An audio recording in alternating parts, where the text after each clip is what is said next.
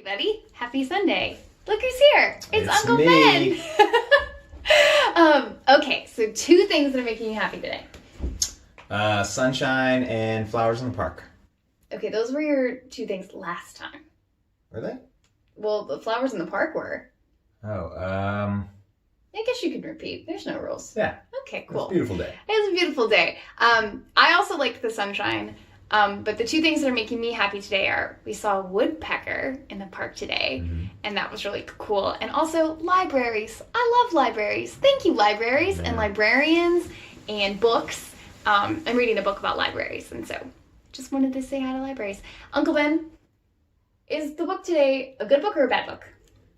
It's a fun book. It's a fun book. It's a a rootin' tootin' good story. It's an adventure. Mm-hmm. You ready to read? Yeah. You ready? Okay, let's read.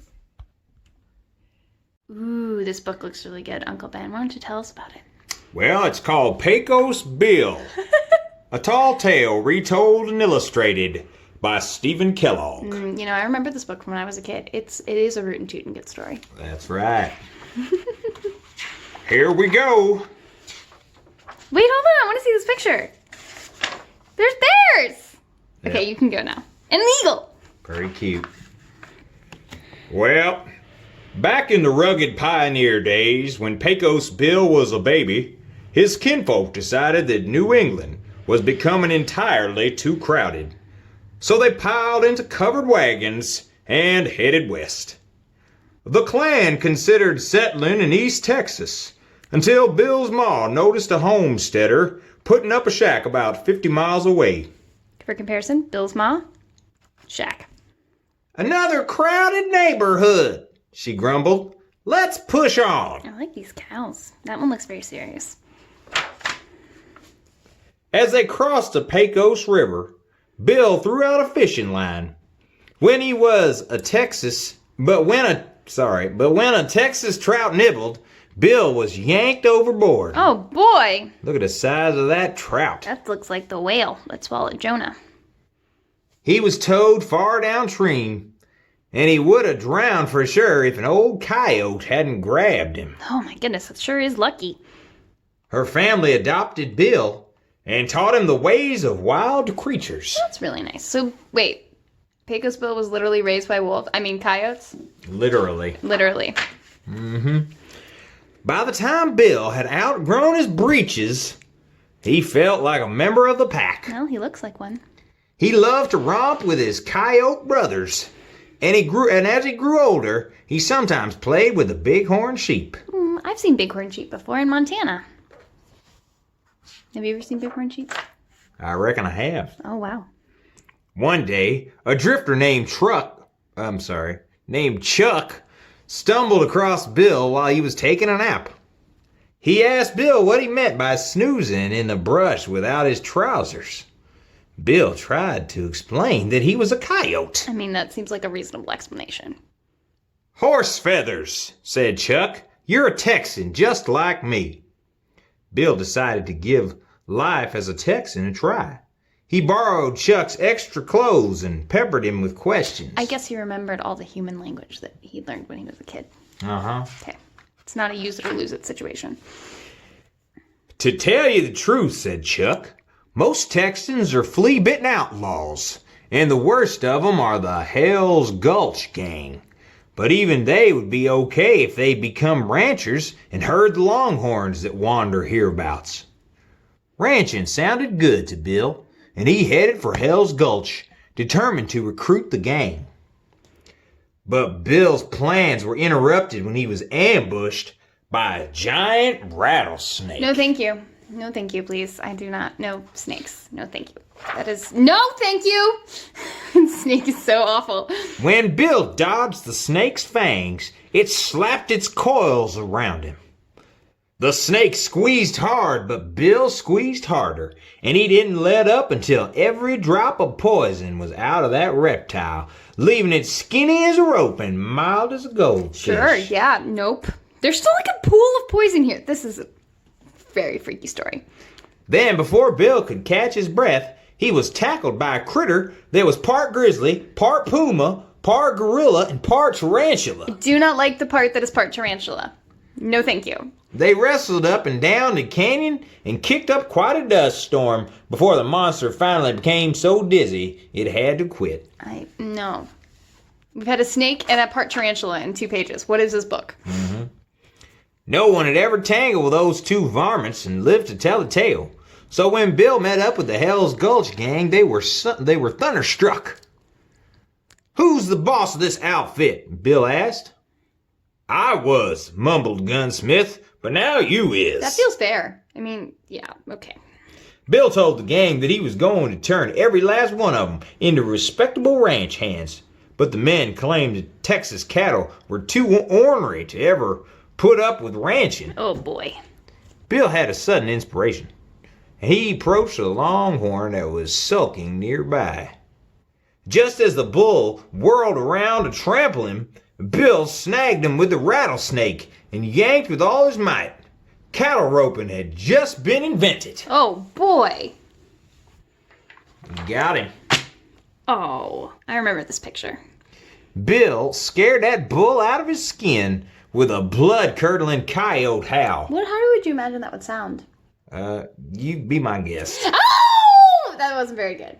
The embarrassed again creature, later. indeed, hightailed it off to grow a new coat, while Bill cut the hide into strips and passed them out to the men to use as lassos. Okay. That cow sure is stubborn. I like that one there. Then cowboys and cattle tangled in a rough and tumble hullabaloo that is remembered to this day as the first Western rodeo. When it ended, the gang declared they would be cowboys forever, and they promised to help Bill round up every steer in Texas. That's a big job.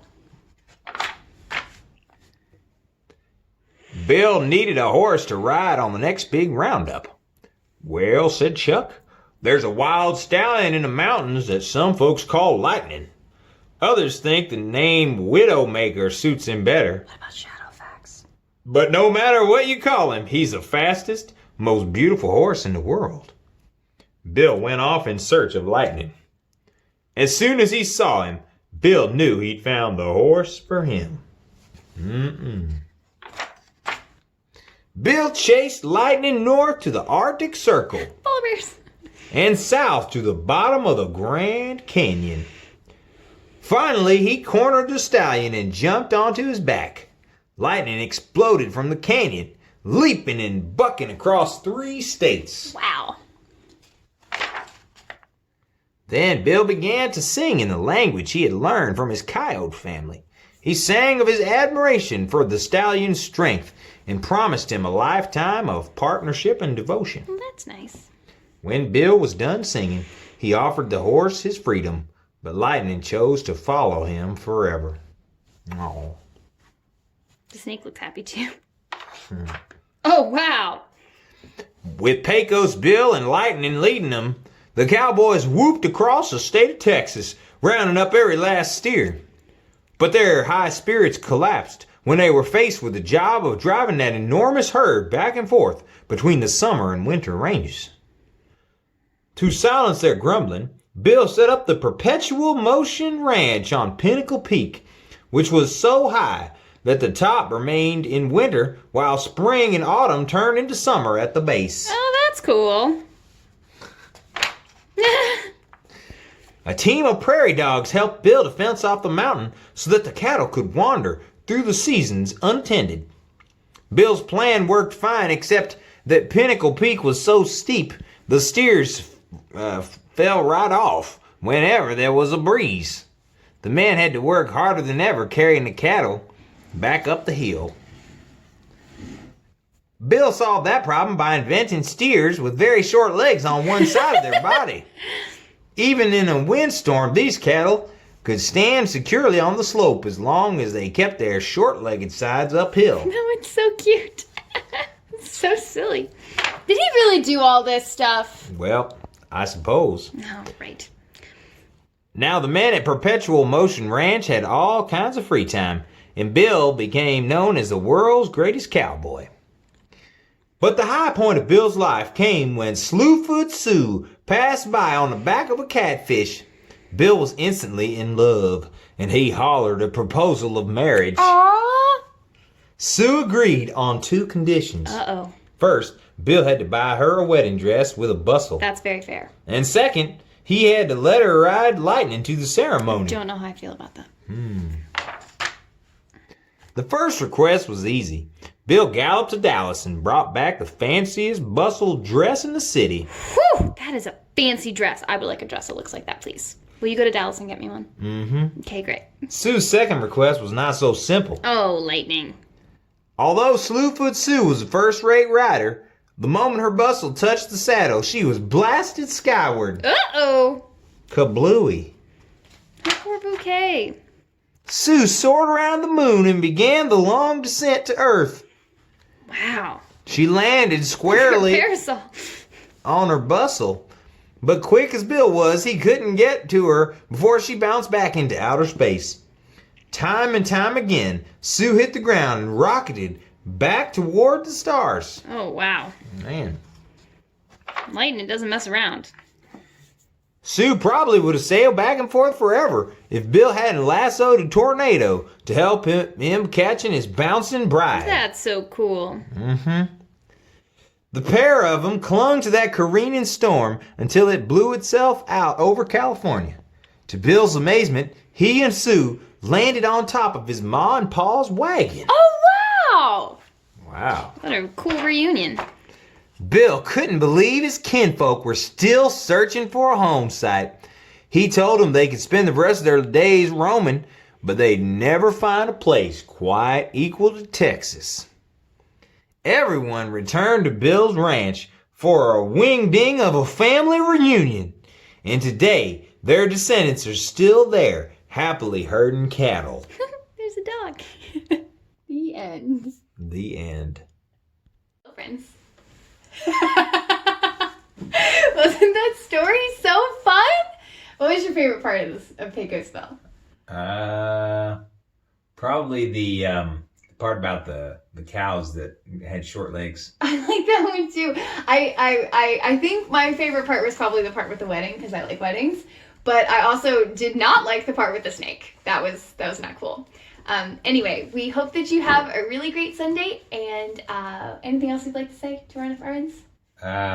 Enjoy the sunny weather. Enjoy the sunny weather and feel a hug from wherever we are to wherever you are. Bye. We love you.